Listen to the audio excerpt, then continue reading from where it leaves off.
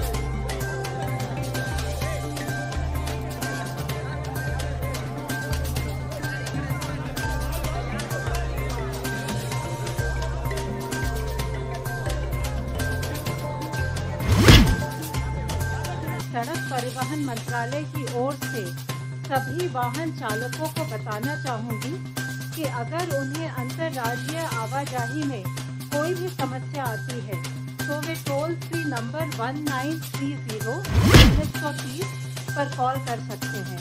अगर वे national highway पर हैं तो वे NHAI के हेल्पलाइन नंबर 1033 पर सहायता के लिए कॉल कर सकते हैं।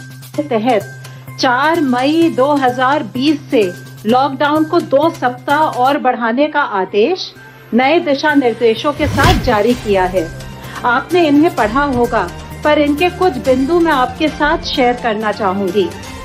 लॉकडाउन के इस चरण में स्वास्थ्य मंत्रालय के मापदंड के अनुसार देश में सभी जिलों को रेड, ग्रीन और ऑरेंज जोन के रूप में चिन्हित किया गया है। जोन के अनुसार लॉकडाउन के नियमों में छूट प्रदान की गई है। जिलों का वर्गीकरण स्वास्थ्य मंत्रालय राज्यों और केंद्र शासित प्रदेशों के साथ हर सप्ताह या आवश्यकता अनुसार उससे पहले साझा करेगी। नए दिशा निर्देशों में जोन वाइज कुछ प्रतिबंध हैं तो रियायतें भी दी गई हैं। जहां प्रतिबंध कोरोना संक्रमण को विफल करने के लिए अति आवश्यक है, वहीं व्यापक समीक्षा के बाद लॉकडाउन में दी गई ढील देश की अर्थव्यवस्था को कार्यात्मक बनाने, वाणिज्यिक गतिविधियों में तेजी लाने और कामगारों को रोजगार उपलब्ध कराने की दृष्टि से की गई है। नए दिशा निर्देशों के अंतर्गत कुछ गतिविधियों पर राष्ट्रव्यापी रोक जारी रहेगी। देशव्यापी प्रतिबंध में हवाई, रेल और मेट्रो यात्रा तथा सड़क द्वारा अंतर्राज्यीय यात्रा पर रोक रहेगी। हालांकि मेडिकल, सुरक्षा और गृह मंत्रालय द्वारा स्वीकृत उद्देश्यों के लिए इस प्रतिबंध में छूट होगी। विद्यालय, महाविद्यालय, अन्य शैक्षणिक तथा प्रशिक्षण और कोचिंग संस्थान बंद रहेंगे। ऑनलाइन और डिस्टेंस लर्निंग की अनुमति है, जिसके द्वारा शैक्षिक सत्र में कुछ हद तक हम कमी को पूरा कर सकते हैं। आतिथ्य सेवाएं जैसे होटल्स, रेस्टोरेंट, तथा सिनेमाघर, मॉल्स, जिम, खेल परिसर, बार, ऑडिटोरियम और ऐसे सभी संस्थान बंद रहेंगे। सामाजिक, राजनीतिक, सांस्कृतिक और अन्य प्रकार की सभाओं के आयोजन पर रोक रहेगी। सभी धार्मिक स्थल, पूजा स्थल, धार्मिक समागम जनता के लिए बंद रहेंगे। सभी गैर आवश्यक गतिविधियों के लिए लोगों की आवाजाही पर शाम 7 बजे से सुबह 7 बजे तक सख्ती से प्रतिबंध रहेगा।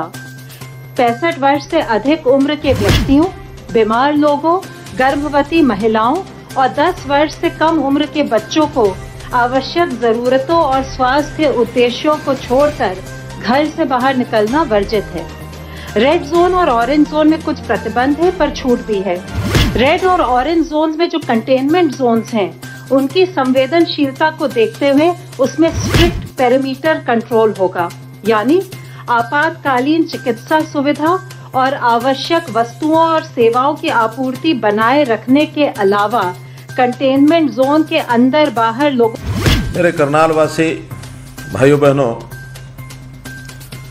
मैंने आपसे वादा किया था कि विधायक होने के नाते करनाल में महीने में कम से कम 2 बार आना जाना रहेगा।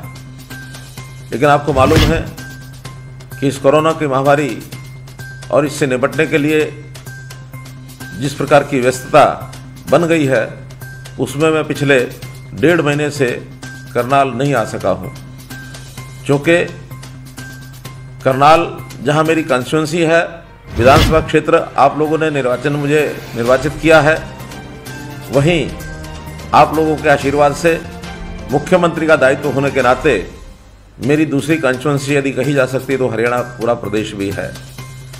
पूरे प्रदेश में कोरोना की स्थिति को किस प्रकार से काबू किया जाए, कंट्रोल किया जाए, रोका जाए, इसमें हरियाणा के सब लोग सहयोग कर रहे हैं और आज हम पूरे देश में एक अच्छी स्थिति में खड़े हैं। और इसमें मुख्य बातें, खास करके जिन लोगों का रोजगार चला गया, जिन लोगों के घर में आज खाने के बिराले पड़े हैं, हर व्यक्ति को भोजन 2 समय का मिले, कोई व्यक्ति भूखा न सोए, अन्य कठिनाइयाँ भी किस प्रकार से उनकी हल की जाए, लगातार इस पर काम चल रहा है। मुझे खुशी है कि करनाल क्षेत्र में भी आप सब लोग इन कठिनाइयों को दूर करने के लिए लगातार दिन रात एक किए हुए हैं और करनाल का हर नागरिक, करनाल का हर समाज सेवी इस काम में लगा है। लोगों को भोजन कराना हो, उनको राशन देना हो, उनको दवाई देनी हो और किसी प्रकार की कठिनाई, उसमें आप सब लगे हैं। और मैं यदि विशेष तौर पर नाम लेना चाहूँ तो जिसमें निर्मल कुटिया, डेरा कार सेवा, श्री कृष्ण कृपा धाम, मालटाउन गुरुद्वारा, मानव सेवा संघ, शिवपुरी अर्जुन गेट, शिवपुरी मालटाउन, पीयूष मुनि जी महाराज के साथ साथ प्रवासी मजदूरों के ठहरने और खाने के लिए राधा स्वामी सत्संग का काफ़ी बड़ा योगदान। इन सब में बहुत सी NGOs भी काम कर रही हैं, जैसे पन्नू जी के हमारे निफा, JBT कल्याण समिति, Bharat Vikas Parishad, Seva Bharati, help for needy people संस्था, ऐसे वॉलंटियर्स सब लोग काम कर रहे हैं।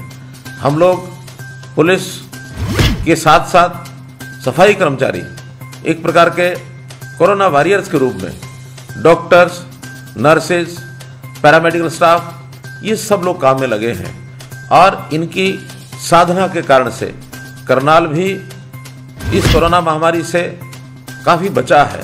बहुत कम केसेस वहाँ पर हुए हैं। कोरोना वॉरियर्स के साथ साथ कोरोना वॉलंटियर्स इस रूप में भी बड़ी संख्या में वहाँ लोग लगे हैं। इन सब का मैं आभार प्रकट करता हूँ। और इसी के साथ साथ आज किसान को अपनी फसल मंडी में लाकर बेचने की जो इस समय विशेष प्रबंध करने पड़े हैं, उसमें हमारे अनाज मंडी के लोगों ने भी बहुत सहायता की है।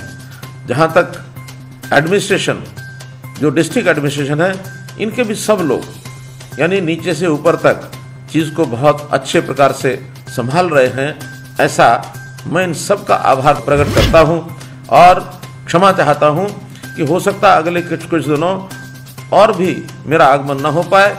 जब तक ये कोरोना की लड़ाई से हम जूझ रहे हैं, इसको बड़े संकल्प के साथ हम लोग इसमें काम में लगे रहें और कोरोना की इस लड़ाई में कोरोना को हराने का संकल्प हमारा है, ज़रूर हम हराएंगे। मैं क्षमा चाहते हुए आप लोगों का फिर धन्यवाद करता हूँ और बहुत जल्दी जैसे परिस्थितियाँ ठीक होती हैं आपके बीच में आऊँगा। एक और विशेष धन्यवाद स्वामी ज्ञानानंद जी महाराज का भी मैं करना चाहूँगा कि उनके लगातार प्रवचनों से हम लोग कृतार्थ हैं और उनके प्रवचनों को सुनकर हम अपने दायित्व को संभाले हुए हैं, हम आगे बढ़ रहे हैं। मैं उनका भी धन्यवाद करता हूँ। आपका बहुत बहुत धन्यवाद, बहुत बहुत आभार।